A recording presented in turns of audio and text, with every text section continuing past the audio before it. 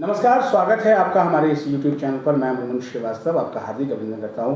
दिल्ली विश्वविद्यालय में non collegiate women's education board भी है, जिसे आप NC वेब के नाम से भी जानते हैं। हमारे साथ मौजूद हैं NC वेब की डायरेक्टर प्रोफेसर गीता भट्ट, और आइए उनसे जानते हैं कि NC वेब में इस समय रजिस्ट्रेशन की क्या स्थिति है और कौन कौन से जो बच्चे हैं वो एलिजिबल हैं, क्या नॉन CUT वाले भी आवेदन कर सकते हैं। स्वागत है प्रोफेसर गीता भट्ट जी हमारे चैनल पर। नमस्कार मुनमुन जी, बहुत बहुत धन्यवाद, आपने मुझे अपने चैनल में आमंत्रित किया। मैम, सबसे बड़ी संख्या जो है वो CUT वालों की है, लेकिन रिजल्ट डिलेड है। और अभी आपके यहाँ रजिस्ट्रेशन कैसे, क्योंकि आपका तो नॉन CUT है। जी Munmun ji, non collegiate women education board जो है वो दिल्ली विश्वविद्यालय में 1944 से 1944 से चल रहा है, और इसका उद्देश्य यह है कि दिल्ली विश्वविद्यालय चाहता है कि दिल्ली में जो रहने वाली जो हमारी बच्चियां हैं उनमें से कोई भी उच्च शिक्षा से जो है अछूता न रह जाए। और यही कारण कि जो रेगुलर कॉलेज में जो नहीं पढ़ सकती हैं ऐसी बच्चियों के लिए non collegiate women education board है। और इसके माध्यम से दिल्ली में रहने वाली बच्चियां जिनके पास दिल्ली का रेजिडेंस प्रूफ है, एड्रेस प्रूफ है, वो हमारे non collegiate women education board में अपना दाखिला भर सकती हैं। और यह पूरी ऑनलाइन प्रक्रिया है, और दिल्ली विश्वविद्यालय का क्योंकि हम भाग हैं तो दिल्ली विश्वविद्यालय के DUCC के द्वारा ही इस पूरी प्रक्रिया को किया जाता है। और ऑनलाइन इसका जो लिंक है वो हमारी वेबसाइट ncweb.du.ac.in और साथ ही दिल्ली विश्वविद्यालय की जो एडमिशन की वेबसाइट है, उन दोनों पर ही जो यह लिंक है, यह लिंक अभी दिया हुआ है और यह लिंक ओपन है। अभी तक हमारे लगभग 16,000 से ज़्यादा हमारे पास आवेदन पत्र आ चुके हैं, और अभी हमारा जो लिंक है ये खुला हुआ है। तो अभी भी आप ये मान के चलें कि अभी लगभग 30 जुलाई तक तो हमारा यह लिंक खुला ही हुआ है, और आगे भी खुला कुछ दिनों के लिए रह सकता है। तो मैं आपके माध्यम से, आपके चैनल के माध्यम से आग्रह करूंगी दिल्ली की बच्चियों से कि वो अपना आवेदन जरूर भरें, क्योंकि यहाँ की जो दाखिला की प्रक्रिया है, एडमिशन की जो प्रक्रिया है, उसमें हमें CUET का स्कोर नहीं चाहिए। अगर आपने CUET का परीक्षा नहीं भी दी है तो भी आपके 12वीं क्लास के रिजल्ट के अनुसार आपको यहाँ मेरिट के आधार पर एडमिशन मिलेगा। तो हमारी जो ये NC वेब हैं, ये जो दिल्ली विश्वविद्यालय के जितने कॉलेज हैं उनमें से 26 कॉलेजों में ये NC वेब के माध्यम से पढ़ाई होती है। और उदाहरण के लिए जैसे मिरांडा हाउस है, मिरांडा हाउस रेगुलर कॉलेज है, लेकिन सप्ताहांत पे, वीकेंड पर यह एक NC वेब सेंटर बन जाता है, और NC वेब के माध्यम से वहाँ टीचर जाकर वीकेंड में कक्षा लेते हैं। इसके अलावा जो रेगुलर में पढ़ने वाले बच्चों की जब छुट्टियां होती हैं, जैसे उनकी दशहरा की छुट्टी होती है या उनकी सर्दियों में विंटर ब्रेक होती है, तो उस समय जब कॉलेज रेगुलर के लिए बंद रहता है तो उस समय भी NC वेब की छात्राओं के लिए क्लासेस लगती हैं। तो इस माध्यम से एक डायरेक्ट क्लासरूम टीचिंग यहाँ होती है, और यही कारण है कि अपने आप में एक बड़ा विशेष तरीके का अनूठा, पूरे भारत में एक बड़ा अनूठा संस्थान है जो कि चाहता है कि दिल्ली में रहने वाली कोई भी लड़की उच्च शिक्षा से अछूती न रह जाए और अपनी उच्च शिक्षा की पढ़ाई पूरी कर सके। अच्छा मैम, आपने बताया कि इसे, और हमने भी पूछा भी था कि ये नॉन CUT है जी, तो जो कट ऑफ है, जैसे कि हमारे दिमाग में एक CUT का कट ऑफ, यहाँ का कट ऑफ कैसे तय होगा? जी देखिए, यहाँ का जैसे बच्चे अपना आवेदन भरेंगे तो अपना उन्होंने 12वीं का जो रिजल्ट है वो रिजल्ट उन्होंने अपलोड करना है। और BA और BCom 2 कोर्स हमारे अंडर ग्रेजुएट में चलते हैं। तो जो बच्चियाँ BA में या BCom में जिसमें भी एडमिशन लेना चाहती हैं, उसमें 4 सब्जेक्ट्स का जो एवरेज है वो लिया जाता है, जिसमें 1 language and best of 3 other subjects होता है। तो लैंग्वेज में जैसे आपने अंग्रेजी पढ़ी है तो एक लैंग्वेज के नंबर जुड़ेंगे ही जुड़ेंगे, और उसके अलावा 3 सब्जेक्ट, जैसे आपके पॉल साइंस हो गया और हिस्ट्री हो गया, या साथ में आपने इकोनॉमिक्स लिया हुआ है उदाहरण के लिए, तो इनको जोड़कर जो बनेगा आपका परसेंटेज, वो परसेंटेज जो है कट ऑफ होगा आपका। तो हम जो है अपनी first cut off, second cut off, इस तरह से 5 कट ऑफ हर साल लगभग 5 कट ऑफ निकलती हैं, और इसमें जो कट ऑफ है उसमें परसेंटेज की कट ऑफ आती है। जैसे कि 75% अगर कट ऑफ आई है तो इसका मतलब जिस बच्चे का एक लैंग्वेज और उसके साथ 3 विषय मिलाकर अगर 75% बनता है तो वो एलिजिबल है, वो 75% और उससे ज़्यादा जिनके हैं वो उस सेंटर में एडमिशन लेने के लिए एलिजिबल है। तो हम हमारे जितने 26 कॉलेज हैं जो 26 सेंटरों की तरह काम करते हैं एनसी वेब के, उन सब की cut off NC web board के द्वारा निकाली जाती है और वो हमारी वेबसाइट पे भी रहती है और दिल्ली विश्वविद्यालय की वेबसाइट पर भी रहती है। अच्छा मैम, तो क्या ये जो कट ऑफ है वो कॉमन होती है या अलग अलग कैटेगरी में कट ऑफ निकाली जाती है? जी बिल्कुल अलग अलग कैटेगरी में, क्योंकि हम दिल्ली विश्वविद्यालय का भाग हैं इसलिए हमारे यहाँ रिजर्वेशन पॉलिसी लगती है और इसमें जो यूआर है, अनरिजर्व्ड सीट है, उसके लिए अलग कट ऑफ होगी।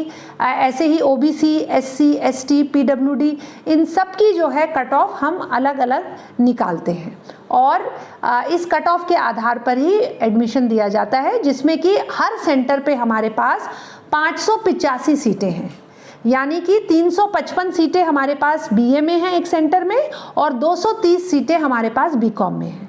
तो 385 सीटें हर सेंटर पे हैं, जो कि लगभग 15,210 हमारे पास टोटल सारे 26 सेंटरों में दाखिले के लिए इतनी सीट हमारे पास हैं, बीए और बीकॉम दोनों की मिला के। मतलब 2 ही कोर्स हैं आपके पास, बीए और बीकॉम? जी।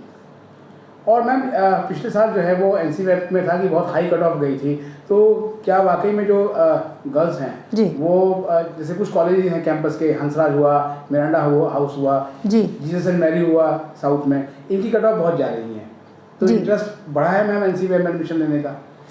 जी हाँ बिल्कुल, खास करके क्योंकि सीयूईटी आने के बाद कई बच्चियां जो कि सीयूईटी के माध्यम से जिन्हें कई बार एडमिशन नहीं मिलता या जो अप्लाई नहीं कर पाते, ऐसी भी बहुत बच्चियां हैं।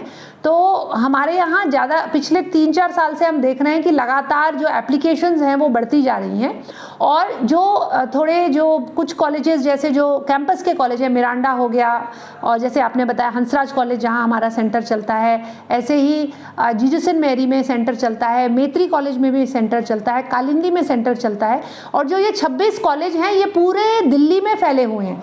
मतलब पूर्वी दिल्ली में अगर आप जाएंगे तो विवेकानंद कॉलेज में हमारा एनसी वेब का सेंटर है और BR अम्बेडकर में हमारा सेंटर है, महाराजा अग्रसेन में हमारा सेंटर है। तो इन सब में यहाँ हमारे सेंटर, ऐसे ही साउथ दिल्ली अगर आप चले जाएंगे तो साउथ दिल्ली के जो कॉलेज हैं वहाँ भी आर्यभट्ट कॉलेज हो गया, वहाँ हमारा सेंटर है, मोतीलाल में हमारा सेंटर है और इसी तरह औरबिंदो कॉलेज में हमारा सेंटर है। ऐसे ही पश्चिम दिल्ली में चले जाएंगे तो राजधानी कॉलेज हो गया, दीनदयाल उपाध्याय कॉलेज हो गया, भारती कॉलेज हो गया, इनमें हमारे सेंटर है। अदिति कॉलेज जो है, जो कि एक तरह से दिल्ली के ग्रामीण इलाके में आता है, हाँ, वहाँ पे हमारा सेंटर है। और ऐसे ही भगिनी निवेदिता जो कॉलेज है वहाँ भी हमारा एनसी वेब का सेंटर चलता है। तो पूरे दिल्ली में मतलब हर क्षेत्र कवर किया गया दिल्ली विश्वविद्यालय के द्वारा कि किसी भी क्षेत्र की जो बच्चियां हैं जो पढ़ना चाहती हैं और रेगुलर नहीं पढ़ पा रही हैं वो एनसी वेब के माध्यम से पढ़ाई पूरी कर सकें। मतलब ये भी है कि वो अपने घर के नज़दीक के ही कॉलेज में अप्लाई कर सकती हैं? जी, वो भी वो कर सकती हैं। तो एप्लीकेशन में, और एक बात मैं ज़रूर बताना चाहूँगी आपके माध्यम से कि एनसी वेब में एक ये पॉलिसी है, जब आप एक सेंटर पे एडमिशन ले लेते हैं तो उसके बाद आप कैंसिल करा के दूसरे एनसी वेब सेंटर में एडमिशन नहीं ले सकते। अगली कट ऑफ में दूसरे पे नहीं जा सकते? हाँ, तो आपको जहाँ आपने एडमिशन ले लिया फिर आपको वहीं पढ़ना होता है।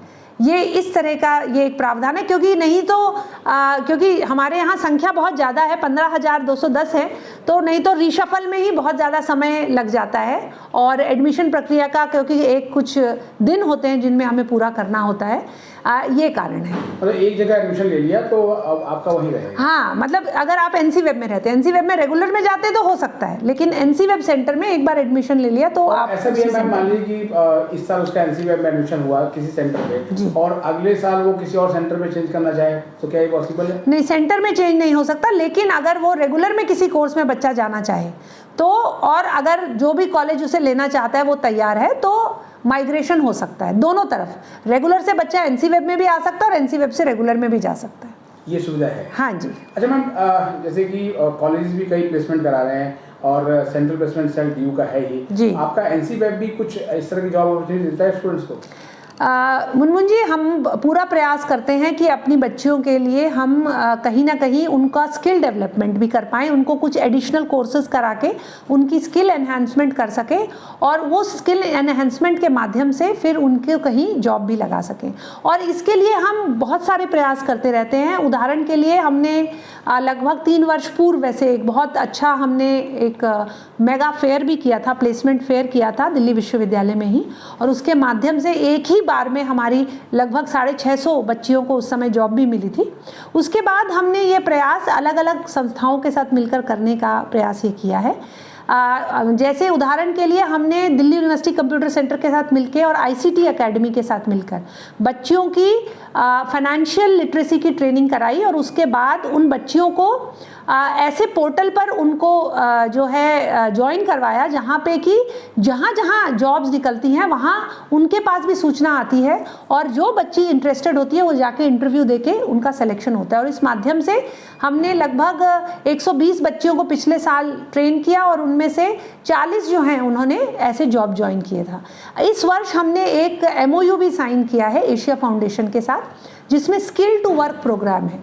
तो उसमें भी इन बच्चियों की डिजिटल प्रोफिशिएंसी को बढ़ाने के लिए, ताकि उनको कहीं ना कहीं जो है सॉफ्ट स्किल्स उनकी बढ़ें और वो उन्हें कहीं नौकरी मिल सके, ऐसा ये कोर्स अभी निरंतर चल रहा है। और इसके माध्यम से भी हमारी कुछ बच्चियों का, एक बच्ची को तो कोटक महिंद्रा में भी जैसे उदाहरण के लिए जॉब मिली। तो हम ऐसे प्रयास निरंतर करते रहते हैं। साथ ही साथ NC वेब हम ये कह सकते हैं कि वीकेंड कॉलेज की तरह है, क्योंकि जो कुछ रेगुलर कॉलेज में होता है, जितनी भी आप ये कह लीजिए कार्यक्रम होते हैं या जो एक्स्ट्रा करिकुलर एक्टिविटीज़ होती हैं, वो सब NC वेब सेंटर्स पर भी होती हैं। इन बच्चियों के लिए हर सेंटर अपना एनुअल डे करता है, अपना स्पोर्ट्स डे करता है, उनके लिए ओरिएंटेशन प्रोग्राम कराया जाता है और बीच बीच में कई कार्यक्रम NC वेब बोर्ड भी उनके लिए करता है। और कॉलेज में भी हम बहुत सारे लेक्चर वगैरह अरेंज कराते हैं, ताकि उनको अपना जो वो कोर्स करिकुलम पढ़ रहे हैं उसके साथ साथ बाकी विषयों के बारे में, समसामयिक विषयों के बारे में भी जानकारी उनकी बढ़े। ये प्रयास, हम उसके लिए प्रयासरत हैं। एक और सवाल है मैम, जो पेरेंट्स की हमेशा जो है वो चिंता रहती है, फीस कितनी है? हाँ जी, देखिए फ़ीस जो है हमारी अभी लगभग 7,130 इस वर्ष से हमारी फ़ीस एनुअल फ़ी है। और इसके अलावा जो एग्ज़ाम फ़ी जो वो तो सभी बच्चों को भरनी होती है, वो अलग होती है। तो इतनी फ़ीस है। और बाकी हमारा जो पूरा डिटेल्ड ब्रोशर है वो दिल्ली विश्वविद्यालय की वेबसाइट पर और NC वेब की वेबसाइट, दोनों पे हिंदी में भी है और अंग्रेज़ी में भी है, दोनों भाषाओं में हमारा ब्रोशर है, जिसमें पूरी विस्तृत जानकारी सब विषयों की है। मैम, DU ने फाइनेंशियल सपोर्ट स्कीम शुरू किया और कहा था VC साहब ने कि कॉलेजेस भी अपने लेवल पे शुरू करें, तो क्या NC वेब भी कुछ इस तरह की चीज़ें करता है?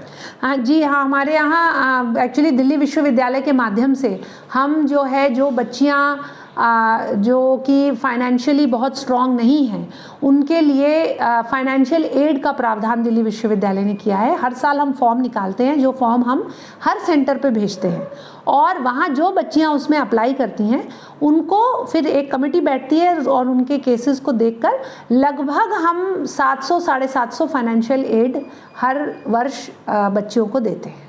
आज का मैम लास्ट सवाल, जो स्टूडेंट अभी आपके NC वेब में अप्लाई कर रहे हैं उनको क्या संदेश देंगे कि फॉर्म भरते हुए वो क्या ध्यान रखें? जी, मैं जो भी हमारी बच्चियां जो मुनमुन जी का यह चैनल देख रही हैं, उनसे मैं आग्रह करूंगी कि आप NC वेब में अगर एडमिशन फॉर्म अपना भरते हैं तो उसमें एक चीज़ का ध्यान रखिए कि आप जो ईमेल आईडी देंगे, क्योंकि एक बात ध्यान रखिए, जो आप ईमेल आईडी देंगे, सारा जो आपका कम्युनिकेशन है दिल्ली विश्वविद्यालय के साथ, NC वेब के साथ, उस ईमेल के बेसिस पे होता है।